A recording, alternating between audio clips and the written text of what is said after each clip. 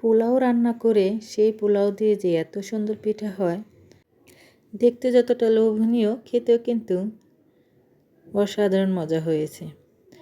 আসসালামু আলাইকুম, বৃষ্টি ব্লগ অ্যান্ড রেসিপি থেকে আমি বৃষ্টি বলছি। সবাই কেমন আছেন? আশা করি নিশ্চয়ই ভালো আছেন। আমি আলহামদুলিল্লাহ ভালো আছি। আজকে পোলাও দিয়ে পিঠা বানাবো। দেখেন কত সুন্দর হয়েছে। আমার ভিডিওটি যে যেখান থেকে দেখতেছেন কাছে ও দূরে, তাদের অসংখ্য ধন্যবাদ। ভিডিও দেখার সময় প্লিজ একটা লাইক দিয়ে ভিডিও দেখবেন আর ফুল ওয়াচ করবেন। আমার ইউটিউব চ্যানেলে যদি নতুন হয়ে থাকে প্লিজ আমার ইউটিউব চ্যানেলটা সবাই সাবস্ক্রাইব করবেন। তো চুলায় দুধ দিয়ে দিয়েছি আর পোলার চালটা ধুয়ে তারপর দুধের মধ্যে দিয়ে দিলাম। আজকে পোলাও দিয়ে পিঠা বানাবো। তো আজকে পোলাওটা দুধ দিয়ে রান্না করব। নিচ দিয়ে লেগে যাবে কিনা এর জন্য আমি বারবারই নাড়তেছিলাম।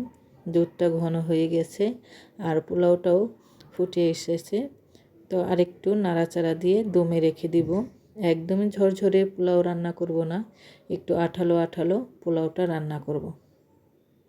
পোলাও আমার হয়ে গেছে, নামিয়ে নিলাম। একদম পাতলা না আর একদম শক্ত না, ঝরঝরে না। দেখেন এই পোলাওটা এখনই খেতে যা দারুণ লাগছে না, অসাধারণ। তো ঠান্ডা করতে রেখে দিলাম। পোলাও দিয়ে যে পিঠা বানাবো, ভিতরে খিরসা দেবো, সেই খিরসাটা রেডি করতেছি। তো আবারও আমি হাফ কেজি দুধ দিয়ে দিয়েছি। দুধটা জাল করে ঘন করে নিয়েছি। এখন আমি খেজুরের গুড় দিয়ে দিলাম। গুড়টা দেওয়ার পরে গুঁড়া দুধ দিলাম হাফ কাপ। বারে বারে একটু একটু করে দিলাম, একসাথে দিলে দলা পাকিয়ে যাবে, তার জন্য বারে বারে নাড়ছি আর দুধটা দিলাম। তারপরে 2 চামচ ময়দা দিয়ে দিলাম। তো ভালো করে নাড়াচাড়া দিচ্ছি। তারপরে 2টা এলাচ দিয়ে দিলাম, স্বাদ মতন লবণ। আর এখন শুধু নাড়তে হবে। চুলার আঁচটা লোতে না মিডিয়ামে রেখে তারপরে নাড়তে হবে। এই অবস্থায় কিন্তু একবারও নাড়া বন্ধ করা যাবে না, বারবারে নাড়তে হবে, তা না হলে কিন্তু নিচটা লেগে যাবে। এই দেখেন আমার খিরসাটা হয়ে গেছে, এত সুন্দর হয়েছে বলার মতো না, খেতেও দারুণ হয়েছে। তো পোলাও রান্না করছি, সেই পোলাওটা এই যে দলা দলা রান্না করেছি, মানে আঠালোভাবে রান্না করছি। এর জন্যই যে এখানে আমি একটা বলের মতন বানিয়ে নিয়েছি পোলাও দিয়ে। তারপর বলের ভিতরে আমি খিরসাটা দিয়ে দিচ্ছি। আবারও পোলাও দিয়ে আমি মুখটা আটকে দিব। দেখেন কত সুন্দর হচ্ছে। দেখেন খুব সহজ এই রেসিপিটা। দেখেন কত সুন্দর করে বলটা বানিয়ে নিচ্ছি। বলটা যখন বানাবো তখন বেশি জোরে চাপ দেব না, আলতো হাতে চাপ দিব। আবারও আমি পিঠা বানাচ্ছি, দেখাচ্ছি আপনাদের। আবারও একটা বল বানাবো। বল বলতে কি পিঠাই বানাবো। তো ভিতরে বাটির মতন করে তারপর এখন বলের মতন শেপ দিব। দেখেন কত সুন্দর হয়ে গেছে। এই পিঠাটা খেতে যা হয়েছে না, তো আমি আরেকটা বানাচ্ছি আপনাদের বোঝার স্বার্থে। এই যে সুন্দর করে বল তৈরি করব। আমি কিন্তু পোলাওটা একদম চটকাই নেই, আছে না হাত দিয়ে চটকাই নিয়েছি তা না, এটা রান্নার সময় এমন আঠালো ভাব করে পোলাওটা আমি রান্না করেছি, ঠিক আছে। তো আমি আবারও মুখটা আটকে দিচ্ছি।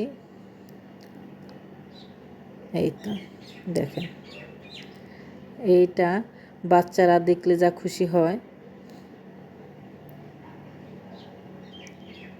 আর পোলাওটা দুধ দিয়ে রান্না করা হয়েছে, তো খুব সুস্বাদু হয়েছে। পোলাওটা খুবই স্বাদ হয়েছে। আর আমার ভিতরে যে খিরসা বানাইছি, খিরসাটাও কিন্তু দারুণ হয়েছে। তো খিরসা এখন আমার বল বানানো হয়ে গেছে। তো উপর দিয়েও আমি খিরসা দিয়ে দিচ্ছি। দেখেন যে এক এক করে সবগুলো পিঠার উপরে দিয়ে দিব। আমার ভিডিওটি যদি ভালো লাগে লাইক কমেন্ট করবেন, শেয়ার করবেন। আমার ইউটিউব চ্যানেলটা সবাই সাবস্ক্রাইব করবেন, লাইক দিয়ে ভিডিও দেখবেন, ফুল ওয়াচ করবেন। ভিডিওর কোনো অংশ যদি ভুল হয়ে থাকে ক্ষমা দৃষ্টিতে দেখবেন। আর আমার রেসিপি যদি ভালো লাগে আপনাদের সুন্দর মতামত কমেন্টে জানাবেন। আমার পিঠা হয়ে গেছে, দেখতে যতটা লোভনীয়, খেতে কিন্তু আরও দারুণ হয়েছে। সত্যি বলছি। একটা আমি খেয়ে দেখাচ্ছি।